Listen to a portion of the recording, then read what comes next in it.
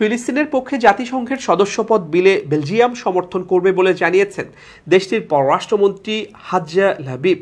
মঙ্গলবার Anadolu news এজেন্সির এক প্রতিবেদনে এ তথ্য জানানো হয়েছে। প্রতিবেদনে বলা হয়, সোমবার বেলজিয়ামের পররাষ্ট্রমন্ত্রী হাজ্জা লাবিব বলেছেন তার দেশ ফিলিস্তিনকে জাতিসংঘের পূর্ণ সদস্য হিসেবে স্বীকৃতি দেওয়ার প্রস্তাবকে সমর্থন করবে।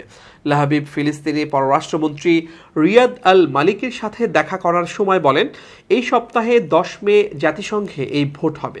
এটা গুরুত্বপূর্ণ যে ইউরোপীয় ইউনিয়ন এই ঐতিহাসিক মুহূর্তটি মিস না করে। তিনি আরও বলেন, বেলজিয়াম এই প্রস্তাবের সহ স্পন্সর এবং সমর্থন করতে চায়। সামাজিক মাধ্যম এক্সে ফিলিস্তিনি পররাষ্ট্রমন্ত্রীর সাথে তার বৈঠকের একটি ছবি শেয়ার করে লাবিব বলেন, বেলজিয়াম জাতিসংঘে ফিলিস্তিনের মর্যাদাকে সমর্থন করবে, যা ছিল তার রিয়াদ আল মালিকের কাছে বার্তা। তিনি আরও বলেন, এটি হলো শান্তির পথে প্রথম গুরুত্বপূর্ণ পদক্ষেপ। 2012 সালে ফিলিস্তিন জাতিসংঘ সাধারণ পরিষদের একটি পর্যবেক্ষক রাষ্ট্র হিসেবে গৃহীত হয়েছিল। এ সময় দেশটির দূতকে জাতিসংঘের সংস্থাগুলোতে অংশ নেওয়ার অনুমতি দেওয়া হয়েছিল, কিন্তু কোনো ভোট দেওয়ার ক্ষমতা দেয়া হয় নাই। 18 এপ্রিল মার্কিন যুক্তরাষ্ট্র জাতিসংঘের নিরাপত্তা পরিষদে ফিলিস্তিনের পূর্ণ সদস্যপদের অনুরোধের একটি প্রস্তাবে ভেটো দেয়। 15 সদস্যের নিরাপত্তা পরিষদে ভোটে 12টি রাষ্ট্র পক্ষে ছিল। একমাত্র বিরোধী ছিল যুক্তরাষ্ট্র। যুক্তরাজ্য ও সুইজারল্যান্ড ভোট দেয়া থেকে বিরত ছিল।